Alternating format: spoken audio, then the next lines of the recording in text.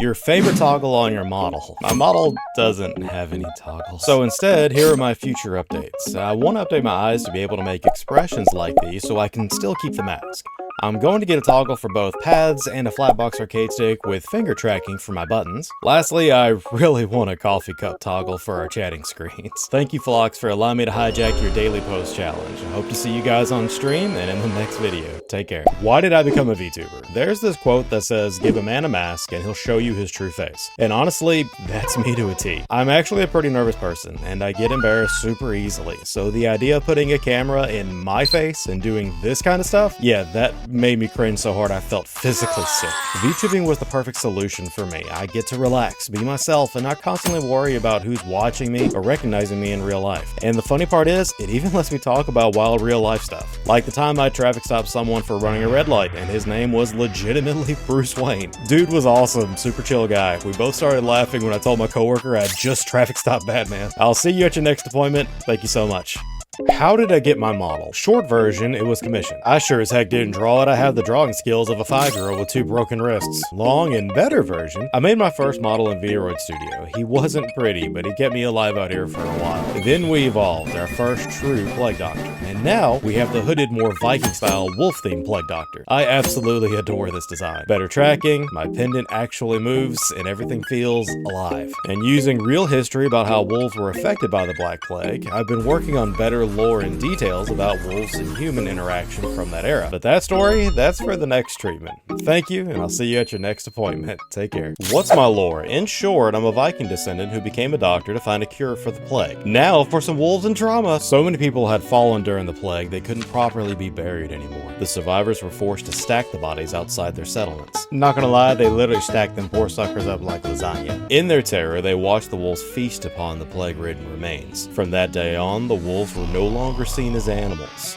but as monsters. Relatable, I also fear anything that looks at corpses like Luffy looks at food. They were said to be agents of divine punishment, their breath hot enough to cook flesh, their footprints cursed to cripple anything that stopped within them. Must be true. Must be true, must be true, must be true. But when I noticed the wolves did not contract the plague, I began to hunt them. For research, don't look at me like that, those quackers were immune. I wear their pelts in honor of their sacrifice and as a mark of my Viking blood. Also, it's quacking cold out here. That's all I got for this idea so far. I may add some more to it later, so stay tuned for the next appointment. What were my design inspirations? Everyone expects Plague Doctors to use bird-like designs because of, well, the bird mask. But that's predictable and not very fun. One of my biggest inspirations was actually the dang Plague Doctor skin from Fortnite. Tell me that thing isn't pure confidence. It pulls off every emote and looks disrespectfully good doing it. So I decided to do wolves instead. I've always thought they were cool. Strong alone or in a pack, and they eat whatever doesn't eat them first. Kinda like me. Then I threw in some Viking flavor. Wolf pelt, fur trimmings, heavy belt, just to give it some extra flair. The Plague Doctors of old were also deeply rooted in the church and even sometimes used the church buildings as clinics. Hence the cross worn like how some law enforcement agencies wear their badges on the belt.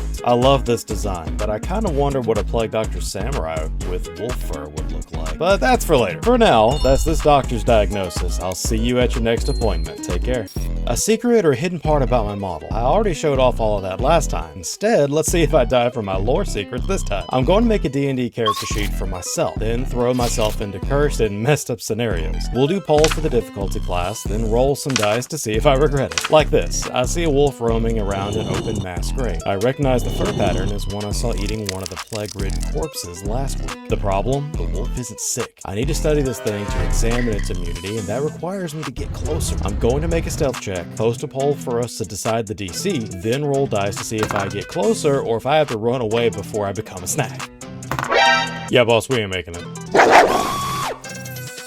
Mascot, motif, or logo. We already talked about the motif. Let's talk about the logo and why I chose the name Anklebiter. This was my original logo. I made it years ago when I first locked in the name. Now I use this one. So why Anklebiter? I've been called that since I was a kid. An Anklebiter is either a small, aggressive dog or a stubborn little kid who doesn't know when to quit. And that was me. If I fail, never wait. Get back up and try again. A king never I'm bends. definitely the it's not over until I king win. never relies on others. It's why I'm still here. It's why I can still hold down a physical job even with the twisted twisted up leg. A king never gives up. That's your diagnosis for today. See you at your next appointment. Take care. Tell you what, this is the worst comment that I've gotten. So me, one of my older brothers, and my sister-in-law went to an anime convention, and there was a Ganyu cosplayer. Ganyu is my absolute favorite girl from Genshin Impact. Mind you, I am not in a costume here. I am wearing a Gundam t-shirt and blue jeans. And I said, hey, do you mind if I take a picture? She said, oh, no, thank you, and walked off. I'm like, well, that's all I need to hear.